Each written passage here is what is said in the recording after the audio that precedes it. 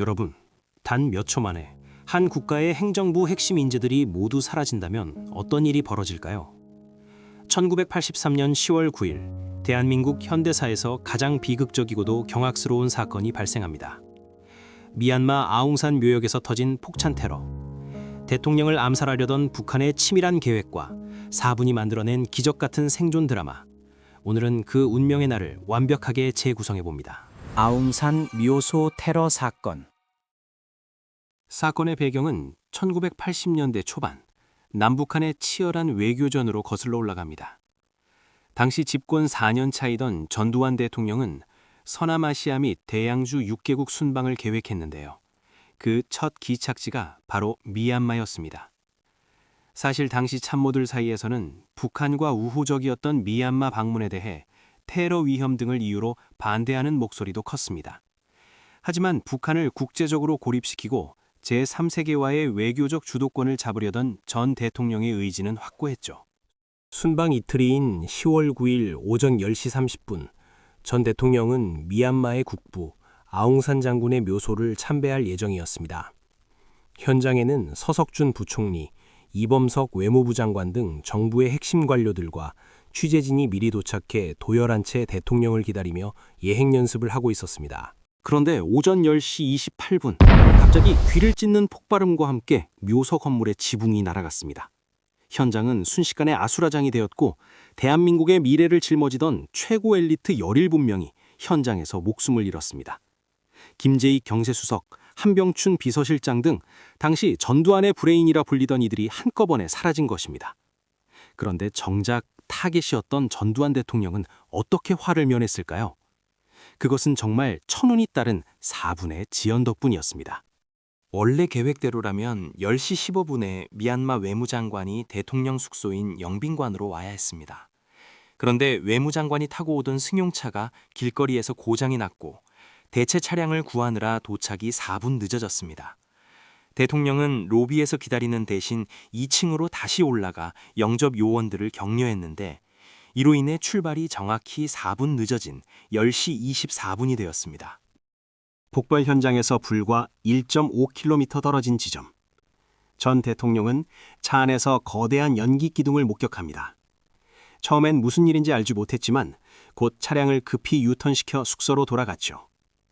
당시 미얀마 당국은 정보부장 교체 등 자신들의 내부 소행일 가능성을 언급했지만 전 대통령은 단호했습니다. 이것은 북측의 소행이다. 수색로를 바닷가 쪽으로 좁혀라. 라며 그동안의 테러 경험을 바탕으로 즉각 북한을 범인으로 지목하고 수사 방향을 제시했습니다. 더 기막힌 것은 테러범들의 착각이었습니다. 묘소 현장에서는 대통령 도착이 늦어지자 행사 준비를 위해 나팔수가 진원곡 예행 연습을 시작했습니다. 현장을 직접 볼 수 없었던 북한 공작원들은 이 나팔 소리를 대통령 도착 신호로 오인했습니다. 결정적으로 먼저 도착한 이계철 주 미얀마 대사가 대통령과 비슷한 대머리였던 탓에 그가 차에서 내리는 모습을 보고 스위치를 눌러버린 것입니다. 현장의 모습은 말로 다할 수 없는 만큼 처참했습니다. 하지만 그 아수라장 속에서도 기적적으로 살아남은 이들이 있었습니다. 가장 대표적인 인물이 바로 이기백 합참의장입니다. 이 의장은 군인 신분이었기에 행사 당시 장교 정복을 입고 있었는데요. 정복에 당인 수많은 금속제 휘장과 약장들이 파편을 막아주는 방탄복 역할을 했습니다. 또한 전속부관이었던 전인범 중위가 폭발 직후 위형을 무릅쓰고 잔해 속에서 이 의장을 찾아내 즉시 들쳐업고 후송시킨 덕분에 생명을 구할 수 있었습니다. 사건 직후 미얀마 당국은 북한 정찰총국 소속 공작원 3인조 김진수, 강민철, 신기철을 범인으로 지목했습니다. 이들을 추격하는 과정도 영화 같았습니다. 도주하던 강민철과 김진수는 경찰에 포위되자 자결하기 위해 수류탄 핀을 뽑았습니다. 그런데 핀을 뽑자마자 수류탄이 즉시 터져버렸습니다. 알고 보니 북한 당국이 증거인멸을 위해 공작원들까지 죽이려고 수류탄을 지연 시간 없이 터지도록 조작해 놓았던 것입니다. 결국 이들은 중상을 입은 채 생포되었고 끝내 입을 열지 않은 김진수는 처형되었습니다. 반면 강민철은 북한으로부터 버림받았다는 사실을 깨닫고 범행 일체를 자백했습니다. 그는 미얀마 감옥에서 25년을 구격하다 2008년 간암으로 생을 마감했습니다. 이 폭파 사건에 분노한 미얀마는 즉시 북한과 국교를 단절하고 북한 정권에 대한 국가 승인을 취소했습니다. 전 세계의 60여 개국이 북한의 야만적인 테러 행위를 규탄했죠. 귀국길 또한 비장했습니다. 측근들의 만류에도 불구하고 전 대통령은 시신이 안치된 병원과 생존자들이 있는 제1육군병원을 일일이 방문했습니다. 당시 얼굴이 피투성이가 된 최재욱 비서관을 알아보지 못하다가 그의 목소리를 듣고서야 상황의 참혹함을 뼈저리게 실감하기도 했죠. 하지만 가장 놀라운 점은 그의 마지막 인내였습니다. 당시 군부에서는 평양에 특수부대를 투입해 김일성을 사살하자는 일명 벌초계획과 같은 강력한 보복론이 터져나왔습니다. 일촉즉발의 전쟁 위기 상황, 전두환은 내 명령 없이 움직이면 반역으로 간주하겠다고 일갈하며 군 지휘관들을 직접 진정시켰습니다. 그는 분노보다 국가의 미래를 먼저 생각했습니다.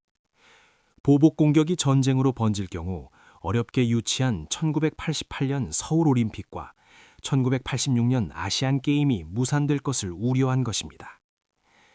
결국 그는 이것이 나의 마지막 인내다라는 특별 담화를 발표하며 무력 보복 대신 외교적 응징과 인내를 선택했고, 이 결정은 훗날 대한민국이 국제사회의 주도권을 쥐고 북한을 고립시키는 계기가 되었습니다.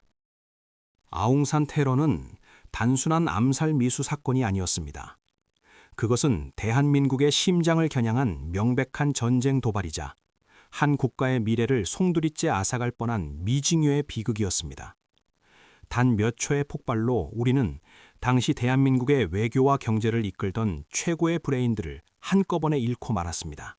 경제 대통령이라 불리며 한강의 기적 뒤에서 정보통신 강국의 초석을 닦았던 김재익 수석, 북방 외교의 선구자였던 이범석 장관, 그리고 법학자이자 외교관으로서 소신을 굽히지 않았던 한병춘 실장까지. 이들이 만약 살아있었다면 대한민국의 지도는 어떻게 바뀌었을까요? 비극 이후 31년이라는 긴 시간이 흐른 2014년, 드디어 미얀마 양곤 현지에 이들의 숭고한 희생을 기리는 대한민국 순국사절 추모비가 세워졌습니다. 그리고 사건 40주년이었던 지난 2023년, 국가보훈부 주관으로 열린 첫 정부 공식 추모식에서 우리 사회는 다시 한번 다짐했습니다.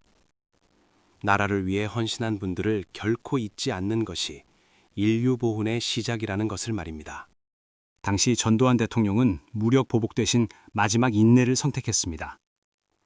분노를 억누르고 외교적 응징과 국가 안정을 우선시했던 그 결정은 훗날 86 아시안게임과 88 서울올림픽의 성공과 그리고 오늘날 우리가 누리는 번영의 밑거름이 되었습니다.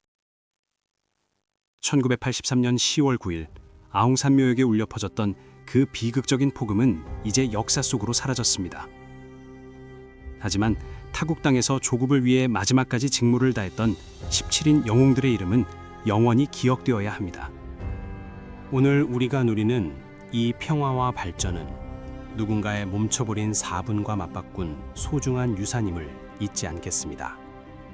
오늘 영상이 유익하셨다면 구독과 좋아요 부탁드리며 시청해주신 여러분 감사합니다.